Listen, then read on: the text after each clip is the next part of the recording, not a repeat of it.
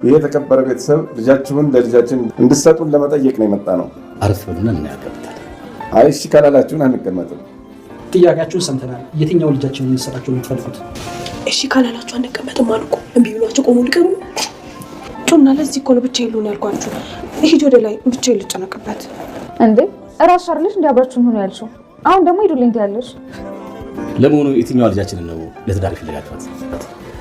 መልካሟንና ጎበዟን አምራን ነው የፈለጋት። ለመሆኑ ልጃችንን ለማግባት የተዘጋጀ ሰው ማን ነው?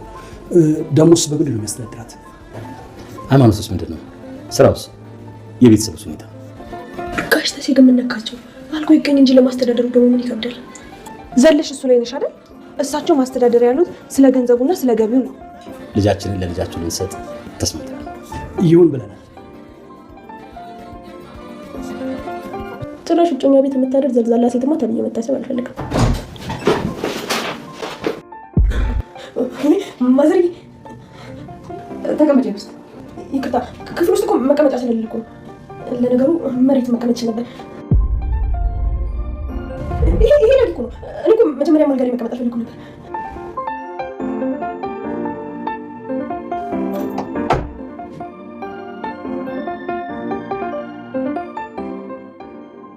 ዋው ሰርፕራይዝ ምን ነው አልወደድሽውም እንዴ?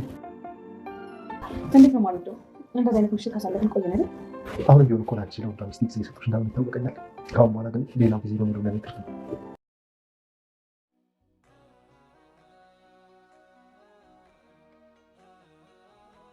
የአምራን ሽምግልና በድል ተጠናቀቀ።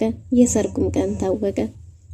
ያ ቤተሰብ አንድ ቀን ደስታ አንድ ቀን ሀዘን አይጣ የተባለ ይመስል በሽምግልናው ተደስተው ሳይጨርሱ አቶ ለይኩንና አቶ ተሰማ ወክ ለማድረግ በወጡበት የአቶ ተፈራ ሰዎች ደርሰውባቸዋል።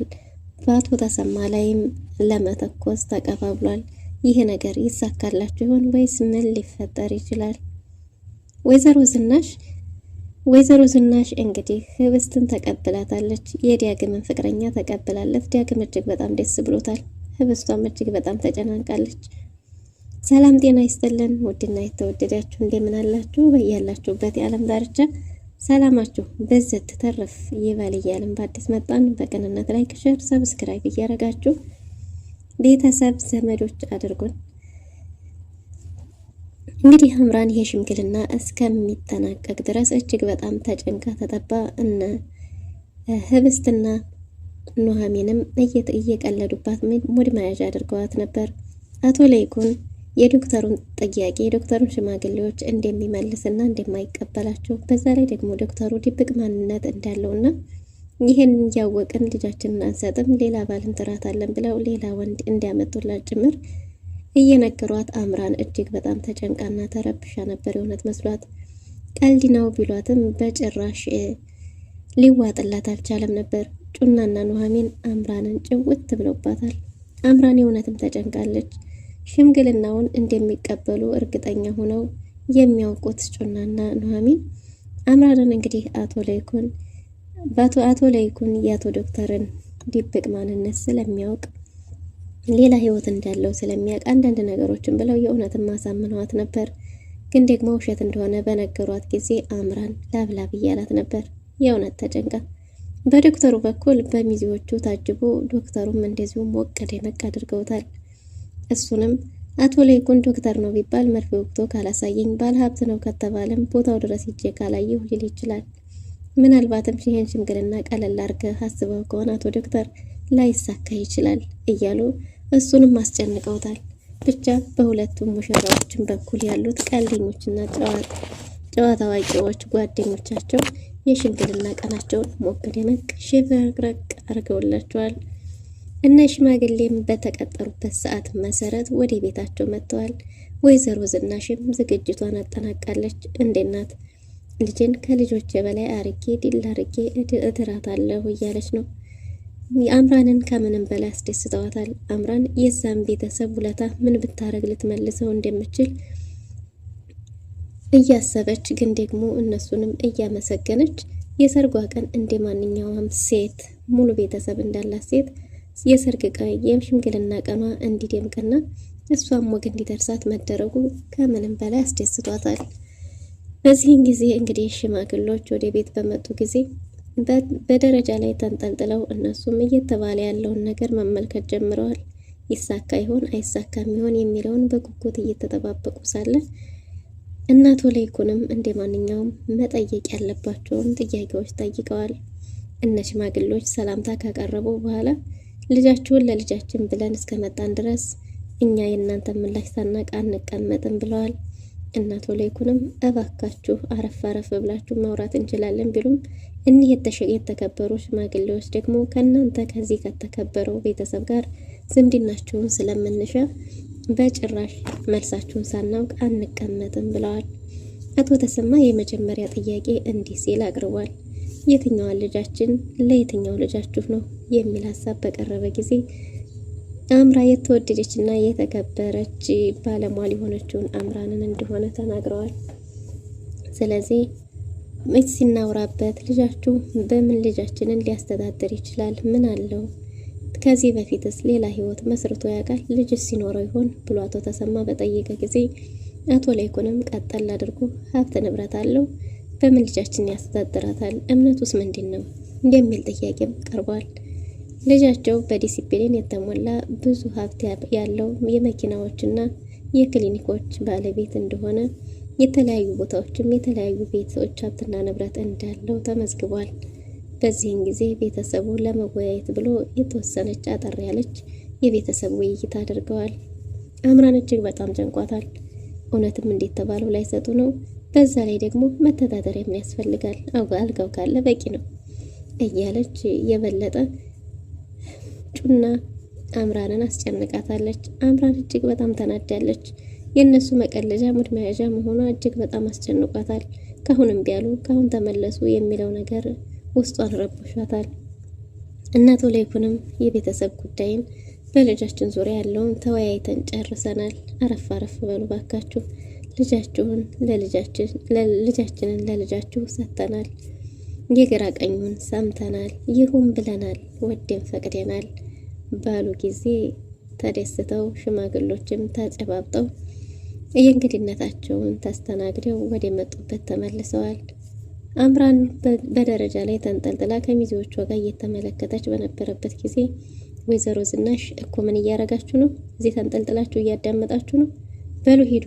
አንቺስ እዚህ ሽማግሌዎቹን ካዩሽ ነውር አይደለም? በግቢ ብላ እንደ እናትነቷ ሁሉንም ተቆጥታ መልሳለች። አምራን እንባ እየተናነቃት ነው። ኑሐሚን እንድታቀራርብ አምራን ደግሞ ወደ ጓዳዋ እንድትገባ በታዘዘች ጊዜ አምራን እንባ እየተናነቃት ልክ ሽማግሌዎቹ ሲወጡ እነሱን ሄዳ አቅፋቸዋለች። አቶ ለይኩንንም ወይዘሮ ዝናሽንም ወይዘሮ ዝናሽን የእውነት አንቺ የእናት ልክ ነሽ፣ አንቺ የኔ እናት ነሽ፣ የእናትነት ጥግን ፍቅርን አሳይተሽኛል። ለዚህ ቤተሰብ ምን ማድረግ እንዳለብኝ አላውቅም እያለች ነው። እያንዳንዱን ቤተሰብ እያቀፈች ስማለች። ሁላቸውም እንግዲህ እንኳን ደስ አለሽ ብለው መልካም ምኞታቸውን ገልጸዋል። ወይዘሮ ዝናሽ በአንድ ነገር ታምናለች። ጥላትም ቢሆን በፍቅር ማሸነፍ የሚለው ነገር እንጅማ አምራን እንኳን በዛ ቤተሰብ አይደለም ቀርቶ ለመዳር ለመገደል የምትፈልግ ነበረች። በዛ ቤተሰብ ላይ እጅግ በጣም ግፍና በጣም ብዙ በደሎችን አድርሳለች። ነገር ግን አሁን ባለው ሁኔታ የቤቱ ተወዳጅና ምርጥ ልጅ ደግሞ ሆናለች። እነዛ ሁለት ባላንጣዎች የነበሩ መንገድ ላይ ተገናኝተው ሳይደባደቡ የማያልፉ ሁለቱ አምራንና ኑሐሚን አሁን ላይ የመጀመሪያ ሚዜዋ ሆናለች። አቶ ለይኩን እኔ እንኳን የገረመኝ እነዛ ሁለት ባላንጣዎች የነበሩ ልጆች አሁን በዚህ ልክ ፍቅሩ ከየመጣ የሚያስፈልገው ይሄ ነው። ፍቅር ያሸንፋል። ጥላቻ ምን ያደርጋል? ከጥላቻ የሚተረፍ ነገር የለም። ከፍቅር ግን እንደዚህ ብዙ ነገሮች ይተርፋሉ እያለ አቶ ለይኩንም የአባትነት ምክሩን ሰጥቶ በሌላ በኩል እንግዲህ አምራን ኑሐሚንን አንደኛ ሚዜዋ አድርጋለች። ግን ደግሞ የኑሐሚን አባት ባይገኝ ኖሮ ኑሐሚን ባለችበት ሁኔታ ላይ ጥሩ ስሜት ሊኖራት አይችልም በሚል እሳቤ ሪችን መርጣ ነበር።